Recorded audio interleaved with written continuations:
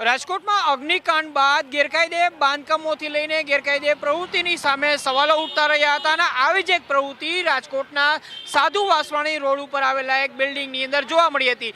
આખા બિલ્ડિંગની અંદર માર્જિન વગર કેટલુંક બાંધકામ કરવામાં આવ્યું હતું ને બાંધકામ કરનારના ઉપર રાજકીય નેતાઓના 4 હાથ હતા। એટલું જ નહીં પરંતુ આ જે બિલ્ડિંગ છે તેની અંદર પૂર્વ શહેર ભાજપ પ્રમુખ કમલેશ મીરાણીની પણ ઓફિસ હતી। આ ઓફિસ ગેરકાયદે હોવાનો અને આ બિલ્ડિંગની અંદર માર્જિનની અંદર બાંધકામ કર્યાનો આક્ષેપ લાગ્યા બાદ લગભગ 1 મહિના બાદ હવે કાર્યવાહી થઈ રહી છે। જે વધારાનું બાંધકામ હતું, જે સ્ટ્રક્ચર હતું તેને દૂર કરવા માટેની કાર્યવાહી છે તે કરવામાં આવી રહી છે અને સાથે સાથે આ બિલ્ડિંગની અંદર જેટલો પણ ગેરકાયદે ભાગ છે એ મહાપાલિકા દ્વારા તોડી પાડવામાં આવશે। ઉલ્લેખનીય છે કે મહાપાલિકાની અંદર જે પ્રકારે ટીપી શાખાનો ભ્રષ્ટાચાર હતો, ગેરકાયદે બાંધકામો ધમધમતા હતા, એવા એક પછી એક ગેરકાયદે બાંધકામો હવે ખુલ્લા પડી રહ્યા છે અને તેની સામે હવે કાર્યવાહી છે તે તૈયારી શરૂ કરી દેવામાં આવી છે। કેમેરામેન માધવ ભટ્ટ સાથે મયુર સોની, સંદેશ ન્યૂઝ, રાજકોટ।